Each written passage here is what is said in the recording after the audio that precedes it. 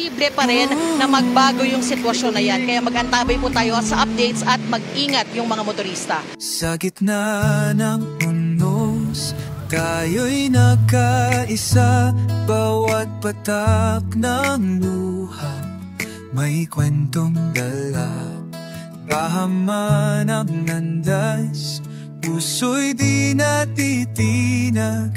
May lakas ang bayan, sa hirap ay lumalaban. Mga kamay na sabay sa pag-ahon, tulong-tulong, puso'y may layong kahit madilim ang ating paligid. Sisikatin ang araw sa bawat panaginip. Babangon muli ang Pilipino sa bawat sugat, sa bawat pagsuko. Di sumusuko, may pag-ibig sa puso. Kapit lang, kaibigan.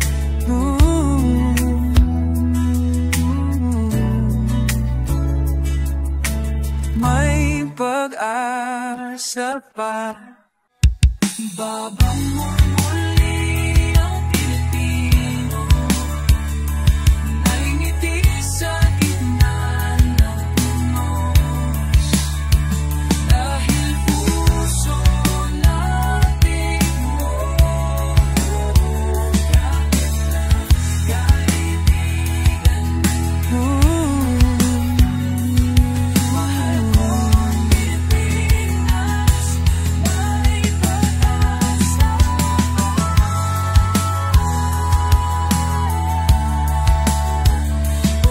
Mahal kong Pilipinas, babangon tayo muli.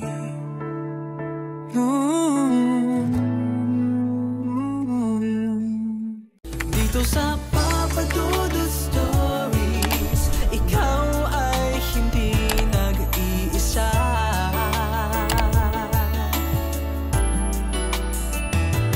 Dito sa Papa Dudut Stories, may nagmamahal sa'yo.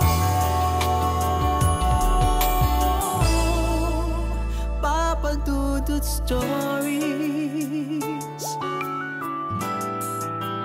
Papa Dudut Stories. Dear Papa Dudut, sa lahat po ng mga nakatutok ngayon, huwag pong kalimutan mag-like, mag-share at mag-subscribe. Maraming salamat po sa inyong lahat.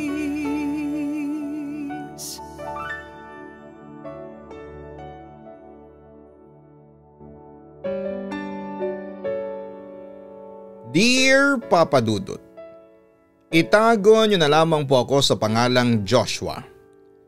Ang ikikwento ko ay nangyari noong bata pa lamang ako.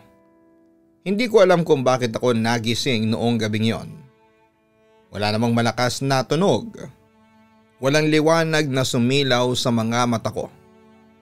Pero nagmulat ako ng mga mata na para bang may gumigising sa diwa ko.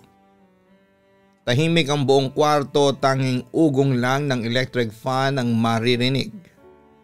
Paikot-ikot, humahampas ang malamig na hangin sa binti ko.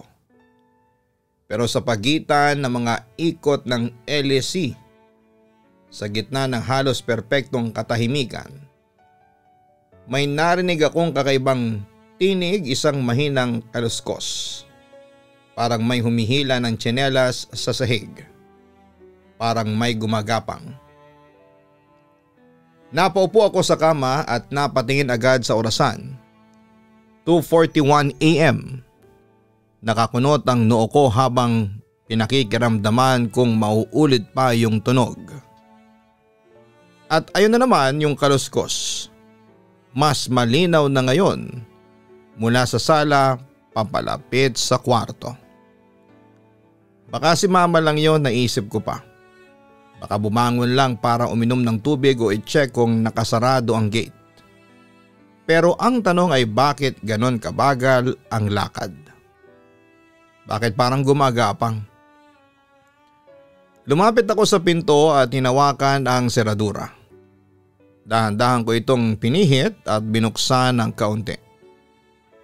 Sapat lang para makasilip sa labas. Madilim ang buong hallway, ang ilaw sa kisame ay nakapatay.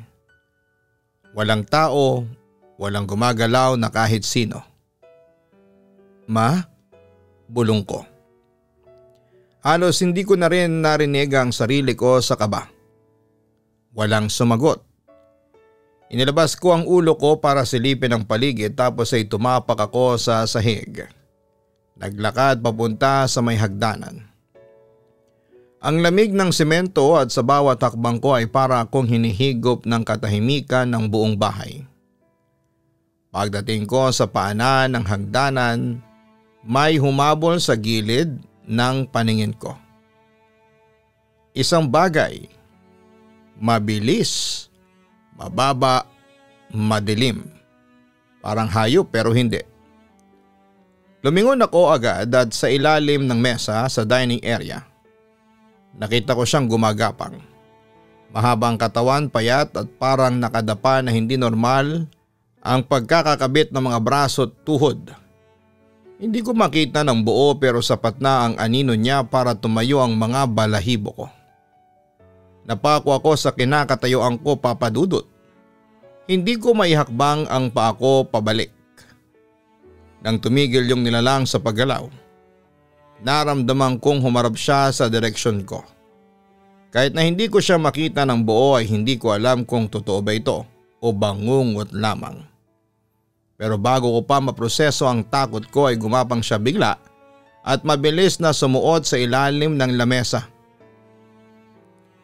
Doon na kumilos ang katawan ko. Tinakbo ko ang pabalik sa kwarto. Sinarado ang pinto at inilak at agad akong sumiksik sa ilalim ng kumot. Naramdaman kong nanginginig ang buong katawan ko. Kahit walang hangin, pinilit kong pigilan ang luha. Pero kusa siyang tumulo at kahit sobrang lamig ng silid, pinagpapawisan ako sa takot. Hindi pa ako nakaka-recover. May narinig akong mahihinang yabag. Papalapit mula sa hallway. 1, 2, 3 hakbang. Tapos ay biglang huminto sa tapat ng pinto ko. Sandali lang ang katahimikan pero ramdam kong may nakatayo sa labas. May presensyang bumabalot sa paligid at saka may kumatok. Mahina lang tapos 2 beses. At kasunod noon ay isang pabulong, paus na boses ang narinig ko. Joshua? Hindi ko na kayang gumalaw. Kahit isarado ang tenga ko ay parang pumapasok pa rin sa loob ng ulo ko yung boses.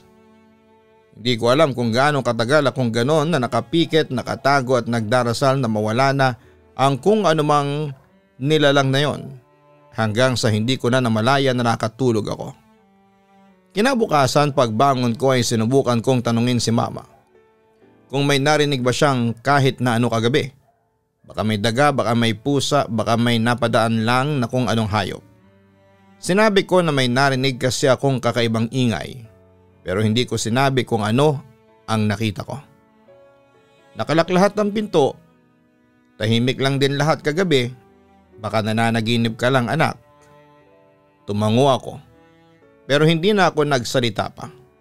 Hindi na rin ako nagtanong pa. Pero simula nung gabing yon ay palagi na akong nagigising tuwing 2:41 AM.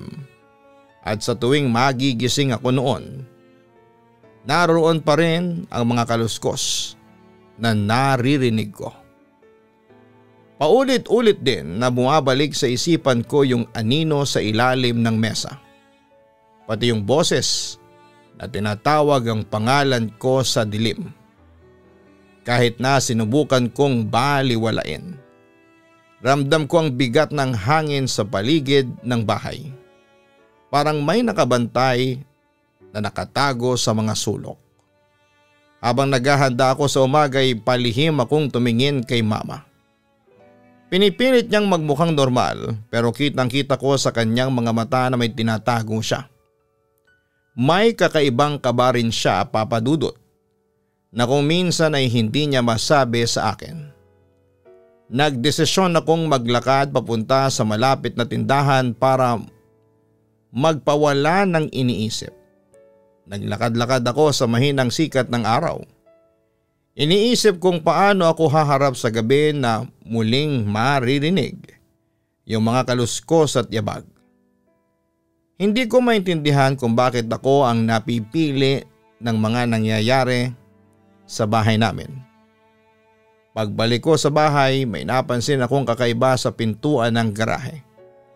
Medyo nakakaangat ang isang pako sa dulo ng kahoy at may mga gasgas na parang may hinila mula sa labas papasok. Nilapitan ko ito at tinignan ng maigi. Hindi ito gawa ng mga daga o mga hayop na pumapasok sa bahay. Masyadong malalaki ang marka. Ma, may napansin akong gasgas dito, sabi ko ng may kaba. Tumango si Mama pero tahimik lamang siya. Sinabi ko kay Mama na may nakita akong babae sa sala na gumagapang pero biglang nawala. Ang sabi niya ay panaginip ko lamang daw yon. Wala naman daw siyang kahit na anong nakita o narinig na kakaiba. Hindi ako kumbinsido, Papa Dudut. Alam ko kung ano ang nakita ko. Alam ko rin kung ano ang narinig ko. Lumipas ang ilang araw at unti-unti na ako nasanay sa mga gabi. Sa halip na takot ay nakaramdam ako ng kakaibang pag-usisa.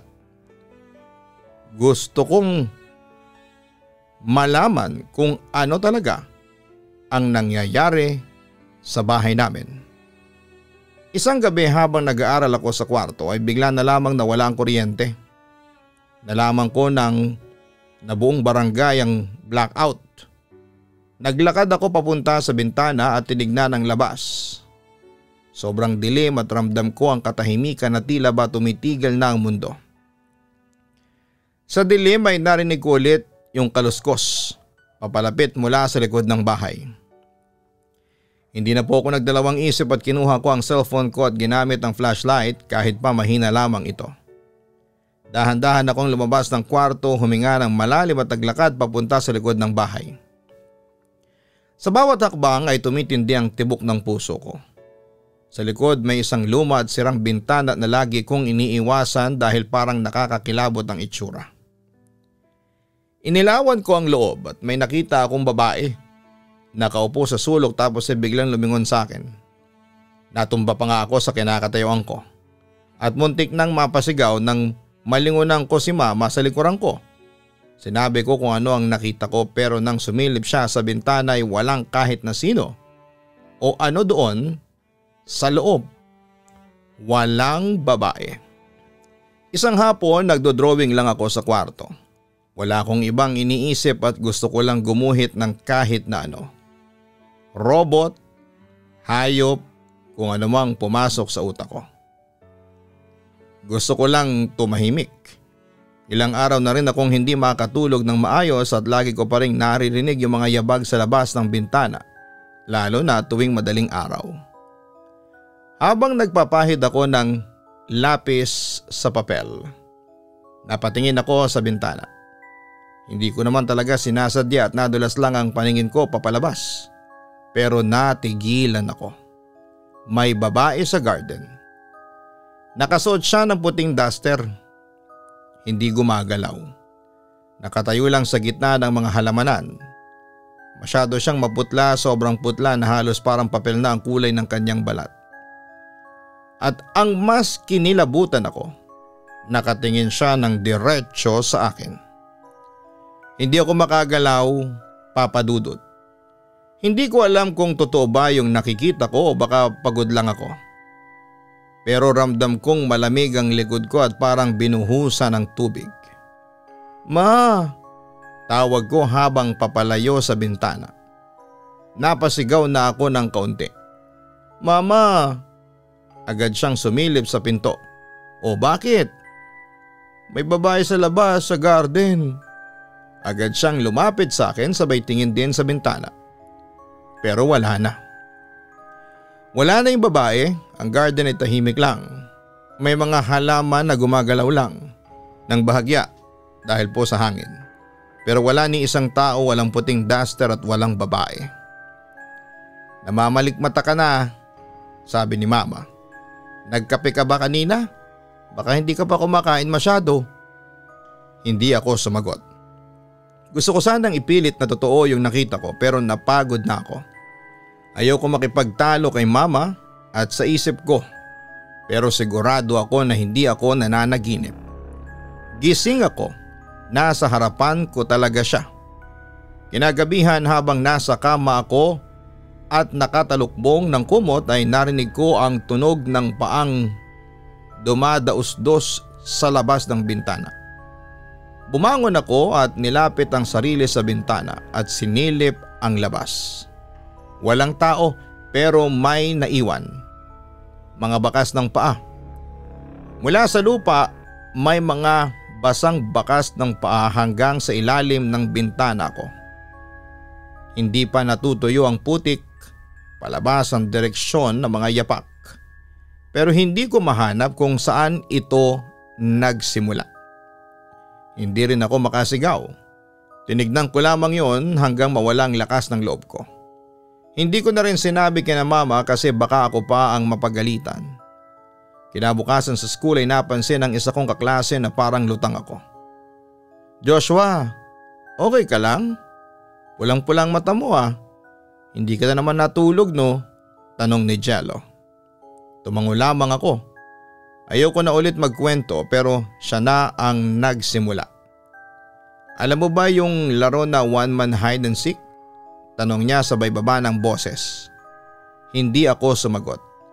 Inabot niya sa akin ang papel, may instructions. Ang sabi niya, laro lang daw, pampalipas oras, pampalakas ng loob. Basta wag mo lang kalimutang tapusin. Kapag sinimulan mo yan, tapusin mo. Promise ha? Huwag kang titigil sa gitna. Nag-oo na lamang ako at gusto ko na ring malaman kung may magbabago kung susubukan ko. Baka sakaling mawala na yung sunod-sunod na kababalaghan. Kinagabihan habang wala si Mama ay sinubukan ko ang laro na yon. Hindi ko na sasabihin kung paano ko ginawa basta ginawa ko lahat ng nasa papel. Nagkubli ako sa banyo habang nagtatago. Hawak-hawak yung asin at tubig na sabi ni Jello ay pangkontra. Tahimik lamang ako at pinakikiramdaman ang paligid. Unay wala pa. Pero ilang minuto pa lamang ay narinig ko na. Mabibigat na yabag sa labas ng pintuan, mabagal, isa-isa. Tumigil sa mismong harapan ng banyo. Hindi ako humihinga. Pinisil ko yung asin sa kamay ko at umuugong na yung tenga ko sa kaba. Biglang kumalabog yung pintuan. Dahan-dahan itong bumukas. Hindi ko na alam kung iiyak ako o tatakbo. Nakita ko ang pinto ng banyo, unti-unting bumubukas. Naisip ko pa na baka si Papa yon kasi ganitong oras wala na siyang trabaho. Hanggang sa may narinig akong boses mula sa ibaba. "Joshua anak, waba ka na nga. Nang makapaghapunan na tayo." Si Papa siya ang tumatawag pero kung si Papa ang nasa baba ay sino yung nagbukas ng pinto? Bigla akong tumayo, tinapon ang asin sa sahig at dali-daling bumaba na. Wala akong sinabing kahit na ano at ayaw kong tumingin pa sa paligid. Ayaw ko na ring malaman kung ano ang nandun sa itaas. Hindi ko tinapos ang laro at pinilit na kalimutan na lamang yon. Nang sumunod na gabi, habang nagsisipilyo ako sa salamin ng banyo ay napansin kong iba yung itsura ko. Nakangiti yung nasa salamin pero ako ay seryoso lang. Napatras ako. Gumalaw ako. Tinignan ko kung susunod ba, kumaway ako at hindi siya kumakaway. Inilabas ko ang dila ko at hindi siya gumaya. Pakaramdam ko ay may kung anong bumabara sa lalamunan ko habang nakatitig ako sa sariling refleksyon na hindi ko na makilala. Tumalikod ako kaagad. Nagkulong sa kwarto. Pinilit ko na lamang matulog. Pero sa panaginip ko ay bumalik ako sa banyo. At nandun pa rin siya. Ako pero hindi ako. Nakatingin siya sa akin tapos nilapit niya ang mukha niya sa salamin. Kumakatok siya mula sa loob. sunod-sunod, tapos ay ginamit niya ang daliri niya para isulat sa loob ng salamin. Palabasin mo ko mula dito. Bumangon ako bigla. Basang-basa ng pawis, nanginginig. Tumakbo ako papunta sa banyo para siguraduhin na totoo ba yung lahat. Walang tao. Wala ring bakas sa salamin. Pero habang naguhugas ako ng mukha ay napatingin ulit ako sa salamin. Mabuti na lamang at sumunod ang refleksyon ko sa lahat ng galaw ko. 13 na ako nang muli ko siyang nakita, Papa Dudut. Bigla na lang siyang muling nagparamdam sa akin. Nasa kwarto ako nang mapatingin sa bintana. Andun siya, hindi siya gumagalaw tulad dati. Pero sa mga mata niya ay ramdam kong alam niyang nakatingin ako. Nandun lang siya, nakatayo sa tabi ng puno sa bakuran. Ang putla ng balat niya at parang sobrang tagal na niyang hindi naaarawan. Hindi ko maintindihan kung ano ang pakiramdam ang bumalot sa akin noon. Hindi lang takot, halong kaba, gulo at galit na hindi ko rin maipaliwanag. Pinilit kong huwag ipakita na natatakot ako. Umupo ako ulit sa desk at kunwaring nagdo-drawing. Pero sinulyapan ko siya ulit sa labas. Andun pa rin siya tapos ay dahan-dahan niyang inikot ang ulo niya papunta sa direksyon ko. Hindi tulad ng normal na paglingon ay parang may tumutunog sa leeg niya. Masakit pakinggan, napasinghap ako. Napapikit tapos pagdilat ko ay nasa mismong bintana na siya. Nakadiin ang mukha niya sa salamin, dikit na dikit. Yung mga mata niya ay walang pilik mata, nakatitig lamang sa akin ang dilat at namumula niyang mga mata. Napatras ako sa upuan at napasigaw, "Ma!" Narinig kong kumalabog ang hakbang ni Mama sa hallway. Nang dumating siya sa kwarto ay sabay kaming tumingin sa bintana, wala na ang babae. "Anong problema mo?" tanong ni Mama. Pero hindi ko masagot kaagad. Basa na ng pawis ang likod ko. Nanginginig ang mga kamay ko. "May tao sa bintana kanina, nakatingin sa akin." Mahina kong sabi. "Wala namang tao, Josh. Baka napuyat ka lang sa kakadrawing mo."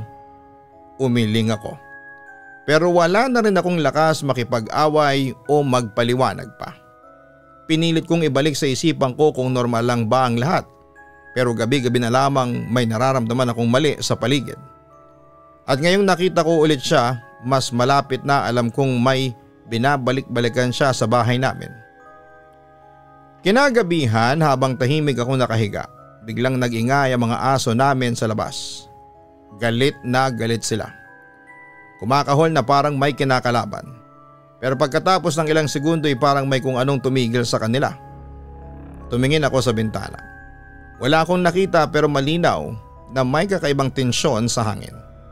Saka ko napansin na nakatingin pala sila lahat sa closet ko. Nakapako yung mga mata nila roon. Parang may nakasilip sa loob. Pero wala akong makita. Dahan-dahan akong tumayo, kinabahan pero curious. Binuksan ko yung closet. Walang tao. Pero sobrang lamig sa loob.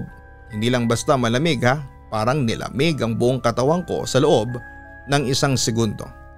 Yung tipong kailangan mo ng kumot kahit na hindi aircon ang kwarto. Hinawakan ko pa yung mga pader sa loob ng closet at halos magyelo na sa lamig. Kinabahan ako. Agad kong sinarado ang pinto at bumalik sa kama. Pero hindi ako nakatulog ng maayos. Sa panaginip ko, bumalik ako sa kwarto. Bukas yung closet, naroroon yung mga aso, lahat sila ay nandun sa loob. Kumakahol, umuungol, parang natatakot. Hanggang sa may humakbang mula sa dilim, isang matangkad na figura. Hindi ko makita ng buo pero sobrang laki niya. Saka siya dahan-dahang lumapit at isa-isa niyang sinunggaban yung mga aso.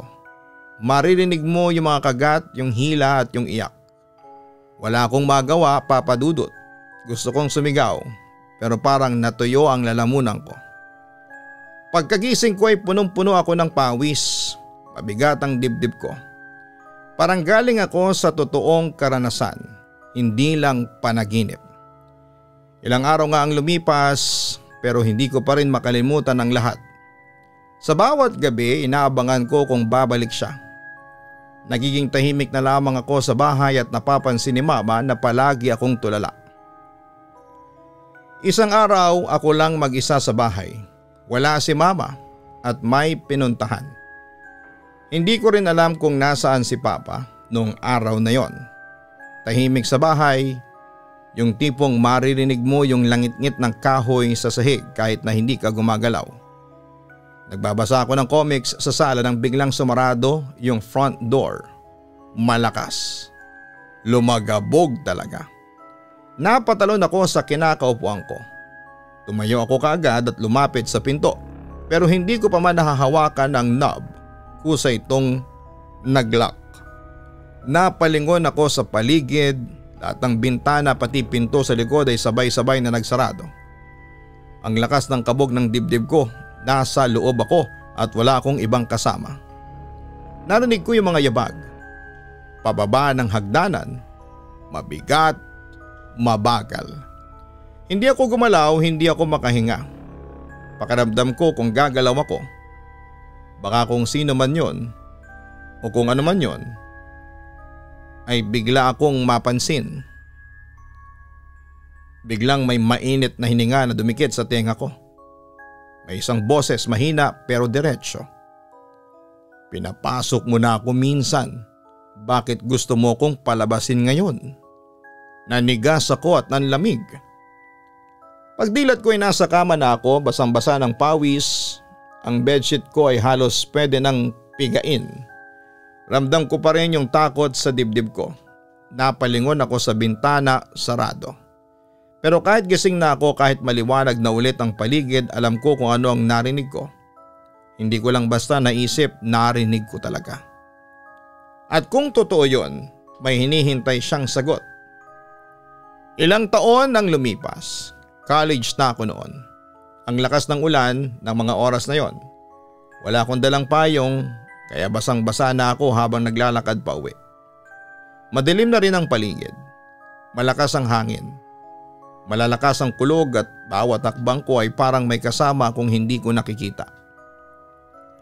Pagdating ko sa kanto bago ang apartment ay napatingin ako sa ilalim ng street lamp. May babae, maputlang maputla, hindi gumagalaw. Ang buhok niya ay basa pero hindi kumikilo sa hangin.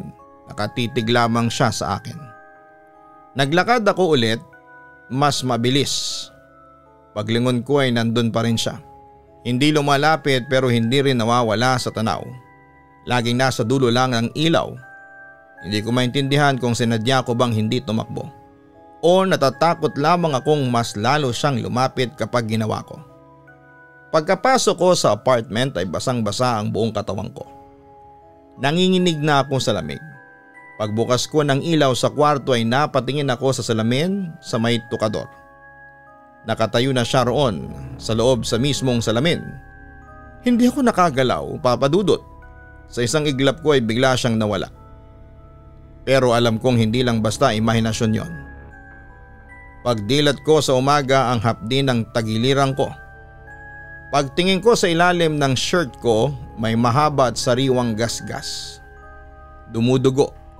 Hindi ko alam kung kailan yon nangyari. Tiningnan ko ang CCTV sa labas ng pinto ko at may nakita akong kakaiba sa video. Nakatayo ako sa harapan ng pintuan, nagsasalita pero mag-isa lamang ako. Wala akong kausap. Paulit-ulit akong bumubulong sa kawalan. Hindi ako mapakali buong araw hanggang sa gabi na. Pero hindi ako makatulog. Nakapatay na ang ilaw pero nararamdaman kong may nakatingin. Tumingala ako sa kisame at wala naman akong nakita. Pero alam mong may nandun. Yung pakiramdam na parang may mga mata sa dilim. Kinabukasan ay hindi ko na kinaya. Pinuntahan ko yung lumang bahay namin sa kabilang bayan at walang nakatira doon. Binasag ko na lang ang maliit na bintana sa likod para makapasok. Pagkapasok ko sa loob ay nandun pa rin yung mga laruan sa hallway. Mga luma at parang iniwan lang basta-basta. Bawat hakbang ko ay dumadagungdong sa loob ng bahay. Pag akyat ko sa itaas, biglang may narinig akong tawa ng bata. Boses ko. Alam kong boses ko yon nung bata pa ako. Paulit-ulit, parang may kausap. Parang masaya pero wala akong makita. Sa kwarto ko dati may lumang cassette recorder na nakapatong sa lamisita. Naka-on na siya, umiikot, sira na yung tunog pero biglang may maririnig na boses. Boses ng babae. Mahinang boses na gasgas. Sabi niya, makukuha ka na niya, malapit na. Umalis ako kaagad. Paglabas ko sa bahay, nanginginig na ang tuhod ko. Hindi ko na pinatay yung kaset. Hindi ko na sinarado ang pinto. Basta tumakbo lamang ako papalayo. Lumipas sa mga araw pero hindi ako mapakali hanggang naglalakad na ako sa mall. Parang may nakasunod sa likuran ko. Parang may sumusunod na sobrang lapit. Paglingon ko'y wala namang malapit na kahit na ano o sino. Pero may mainit na hininga sa bato ko. Hindi ko rin mahanap kung saan ang galing yon. Pumasok ako sa cafe noon para magpakalma. Nag-CR pa nga ako. Pagkaharap ko sa salamin ay nandun na naman siya. Sa likod ko at mas malapit na ngayon. Halos dikit na ang mukha niya. Sa balikat ko sa refleksyon. Napaatras ako. Paglingon ko ay wala na naman siya. Wala na naman yung babae. Umuwi ako at hindi na ako natulog pa. Nanood lang ako ng mga kung ano-anong video online para hindi antukin. Pero 3:33 AM eksakto ay biglang may malakas na kaluskos sa pinto. Sinundan ng matalim na kalmot, paulit-ulit, galit at agresibo. Kinuha ko na ang cellphone ko at nirecord ko habang lumalapit sa pinto. Hindi ko agad binuksan. Nang tumigil na ang kalmot ay pinatugtog ko yung recordings. Maraming boses, mahinang mga bulong. Sabi nila ay papasukin mo na kami, Joshua. Binuksan ko yung pinto at walang tao. Pero sa sahig ng hallway ay may mga bakas. Parang mga kuko na inukit sa kahoy. Mahabang kalmot, malalalim, parang hindi ng tao. Matapos yung huling gabi na yon, halos hindi na ako natutulog. Wala nang katahimikan sa loob ng bahay. Kahit magbukas ako ng ilaw, kahit sabay-sabay ang TV at radyo, kahit anong distraction ay ramdam ko pa rin siya. Hindi ko na alam kung nababaliw na ako o talagang may ibang gumagambala sa akin. Ang bigat. Hindi lang sa katawan, pati na rin sa isipan. Kaya't napilitan na akong lumapit sa isang faith healer. Wala na rin kasi akong mapagsabihan, yung mga tropa ko sa umpisa akala nila ay trip-trip lang to. Baka raw pagod lang ako o epekto ng stress. Pero ako naman, alam kong totoo ito. Kaya nung may nag-recommend sa akin na albularyo sa may Antipolo ay hindi na ako nagdalawang isip. Tahimik yung lugar, mataas, malapit sa bundok. Puno ng halaman, mabait naman yung matanda at pinaupo ako sa banig at tinignan lamang niya ako saglit. Hindi pa ako nagsisimulang magkwento pero bigla niyang sinabi na may nakasunod sayo. Parang biglang umikot ang sikmura ko. Hindi ko alam kung matutuwa ako na may naka-acknowledge ng nararamdaman ko. O mas matatakot pa ako dahil totoo pala. Sabi niya hindi lang isa, may ilang espiritu na matagal nang sumusunod sa akin. Hindi lang sa bahay, hindi lang sa apartment kundi sa mismong katawan ko.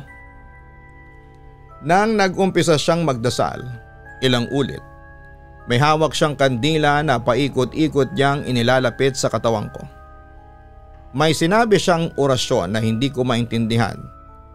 Pikit lamang ako at tahimik lamang ako.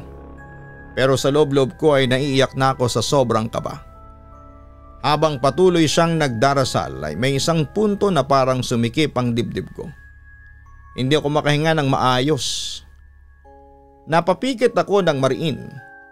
Nanginginig yung tuhod ko. Gusto kong sumigaw pero walang lumalabas sa bibig ko. Sabi niya huwag kang bibitaw, konti na lang. Ramdam ko yung pawis sa likod ko kahit malamig sa paligid. Yung kandila ay biglang pumutok ng kaunti. Parang sumabog yung hangin sa dulo. Napamulat pa ako. Nanginginig pa rin ako, ang lakas ng tibok ng puso ko. Pagkatapos ng lahat ay para akong nauubusan na ng hangin. Parang may bumitaw sa katawan ko, mabigat pero sabay ginhawa. Tumulo lang yung luha ko, Papa Dudut. Hindi ko na kinaya at pinigilan. Parang biglang lumabas lahat ng inipon kong takot at pagod. Umiyak ako sa harapan ng matandang iyon at wala akong pakialam kung anong itsura ko. Ang alam ko lang, ilang taon na ito. Simula pagkabata may gumagambala na sa akin. Sa panaginip, sa mga sulok ng bahay, sa mga tingin sa salamin, sa mga lugar na dapat ay tahimik, lagi silang nandun. Akala ko dati normal lamang na lahat ng bata ay ganon pero hindi pala. Sinabi sa akin ng faith healer na hindi agad mawawala ang lahat pero magsisimula na raw akong humiwalay sa mga sumasabit sa akin. Kailangan ko raw panindigan.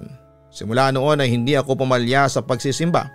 Kahit pagod, kahit may lakad, kahit umuulan ay nagsisimba ako. Tahimik lamang ako sa loob ng simbahan pero ramdam kong unti-unting gumagaan ang dibdib ko. Para bang unti-unting lumalayo na ang dilim. Hindi ko sinabi na okay na ako, may mga gabi pa rin na bigla akong napapatingin sa madilim na sulok ng kwarto. May mga panaginip pa rin ako na hindi ko maintindihan. Pero ngayon ay may panlaban ako. Hindi na ako kagaya dati na basta na lamang natutulala. Salamat po sa pagbasa ng kwento ko, Papa Dudut. Alam kong hindi lahat makakaintindi. Yung iba ay tatawanan lang to o isipin na gawa-gawa lamang. Pero sa mga nakaranas na rin ng ganito, alam kong gets nyo ko. Hindi biro ang mabuhay sa takot na hindi mo maintindihan. Pero may pag-asa, may paraan. Kailangan mo lang maniwala na hindi ka nag-iisa. Lubos na gumagalang, Joshua. Sa totoo lang, habang binabasa ko ang kwento mo ay napapahinto ako. No? Ang bigat, hindi biro ang pinagdaanan mo. Hindi lang takot ang naramdaman mo kundi pagod, pangungulila at yung pakiramdam na kahit nasa gitna ka ng maraming tao, mag-isa ka pa rin. Pero ang pinakamatapang na ginawa mo ay humingi ka ng tulong. Minsan yan ang pinakamahirap, ang aminin sa sarili na hindi na kaya. At kailangan mo na ng ibang kamay para hawakan ka habang bumabangon ka. Lumapit ka sa isang faith healer, hindi dahil sa desperado ka, kundi dahil handa ka nang ipaglaban ang sarili mo. Yan ang tunay na tapang. Hindi lahat ng sugat ay nakikita sa balat. Yung iba ay nasa loob. Matagal, malalim at minsan ay hindi na natin alam kung paano gamutin. Pero gaya ng ginawa mo, ang unang hakbang ay sa pagharap. Hindi pag-iwas, hindi pagtanggi, kundi pagharap. Tandaan mo ito, Joshua, ang dilim kahit gaano kalalim umaatras din kapag sinindihan mo ng kahit maliit na ilaw. Yung ilaw na yun ay pananampalataya mo, paniniwala mo sa iyong sarili at sa Diyos. At oo, kahit na ilang beses ka pang balikan ng takot, basta may liwanag ka sa puso mo, ay hindi ka nila kayang bitbitin. Huwag pong kalimutan na mag-like, mag-share at mag-subscribe. Sana po'y suportahan nyo din po ang Kaistorya YouTube channel para sa ibang horror stories natin. At 7:30 po yan mag-e-ere ng gabi. At syempre yung ating Papa Dudut family, yan po ay ating weekly family vlogs na kung saan meron po tayong mga prizes na pinamimigay dyan, GCash prize. So tutok lamang po kayo. Maraming salamat po.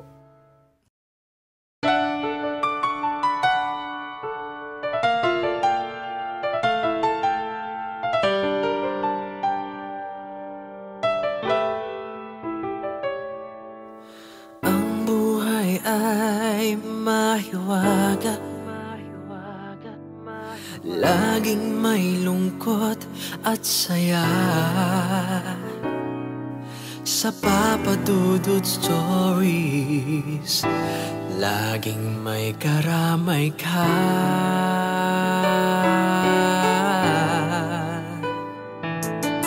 Mga problemang kay bigat,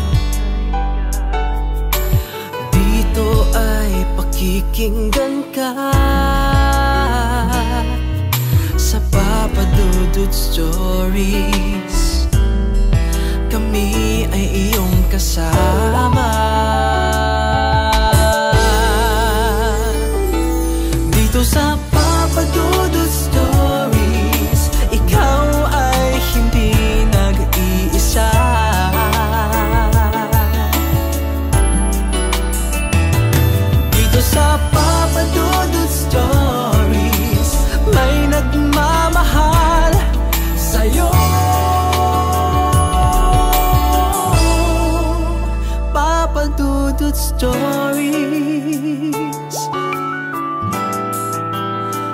Papa Dudut Stories.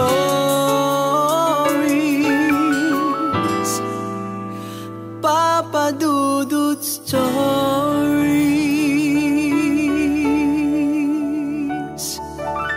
Dito sa Papa Dudut